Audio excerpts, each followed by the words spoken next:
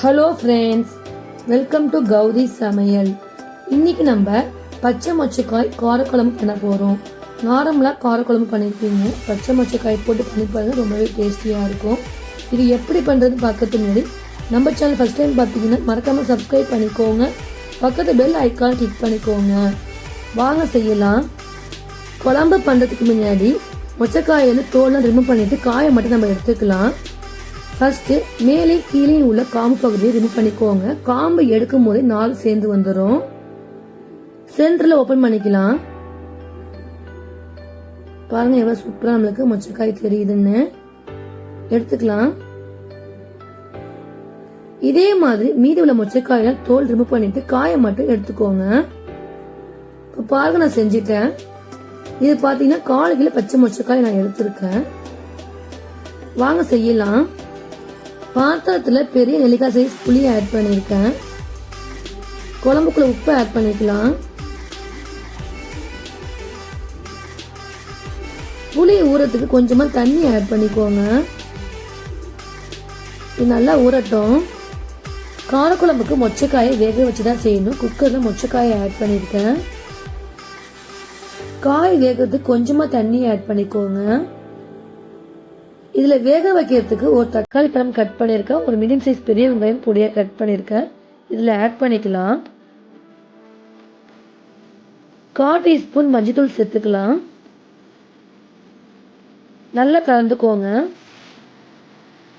மூடி போட்டு க்ளோஸ் பண்ணிட்டு மீடியம் ஃப்ளேம்ல 3 விசில் வச்சு எடுத்துக்கோங்க.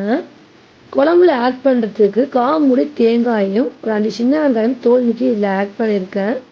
இதில் கொஞ்சமாக தண்ணி ஆட் பண்ணிட்டு நம்ம அரைச்சிக்கலாம். இப்போ பாருங்கள், நம்ம தேங்காய் சின்ன வெங்காயம் பேஸ்ட் அரைச்சிட்டோம். புளி நல்லா ஊறி வச்சு நம்ம கரைச்சிக்கலாம். மொச்சக்காய் நம்ம வேக வச்சு எடுத்துட்டோம். காய் பாருங்கள் நல்லா மாவு மாதிரி வெந்து வந்திருக்கு. புளி கரைச்சி நம்ம ரெடி பண்ணிட்டோம். 2 டேபிள் ஸ்பூன் கலந்த மிளகாய் தூள் சேர்த்துக்கலாம். நல்லா கலந்து விட்டுக்கோங்க. இப்போ பாருங்கள், மிளகாய் பொடி ஆட் பண்ணிட்டு கட்டி இல்லாமல் நல்லா கலந்துட்டேன். வாங்க செய்யலாம். காரக்குழம்பு பண்ணுறதுக்கு 50 கிராம் நல்லெண்ணெய் ஆட் பண்ணியிருக்கேன். எண்ணெய் சூடாகட்டும். 1/4 டீஸ்பூன் வெந்தயம் சேர்த்துக்கலாம்.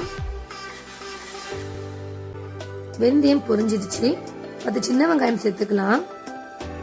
சின்ன வெங்காயம் பார்த்தீங்கன்னா பொடியாக கட் பண்ணி சேர்த்துருக்கேன். நல்லெண்ணெயில் வெங்காயம் வதக்கும் போது ஃப்ளேவர் ரொம்பவே சூப்பராக இருக்கும். கண்டிப்பாக ட்ரை பண்ணி பாருங்க. ஒரு தக்காளி பழம் சேர்த்துருக்கேன். தக்காளி ஆட் பண்ணி நல்லா வதக்கிக்கோங்க. ஒரு கொத்து கருவேப்பிலை. காயை நம்ம ஆட் பண்ணிக்கலாம். 2 கத்திரிக்காய், ஒரு முருங்கைக்காய் சேர்த்துருக்கேன். காயை ஆட் பண்ணிட்டு அதோட நிறம் மாற வரைக்கும் நல்லா வதக்கிக்கோங்க.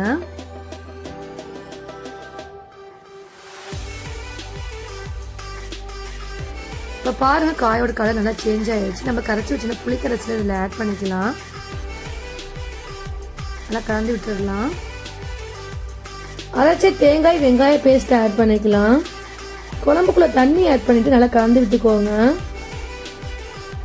மூடி போட்டு க்ளோஸ் பண்ணிக்கலாம். 5 நிமிஷம் மிளகாய் காரம் போற வரைக்கும் குழம்பு நல்லா கொதிக்கிட்டோம். 5 நிமிஷம் ஆயிடுச்சு. ஓப்பன் பண்ணி பார்க்கலாம். பாருங்க, மிளகாய் காரம் போய் நல்லா கொதிக்க கிளம்பிட்டு நல்லா கலந்து விட்டாச்சு. நம்ம வேக வச்ச மொச்சக்காயை ஆட் பண்ணிக்கலாம்.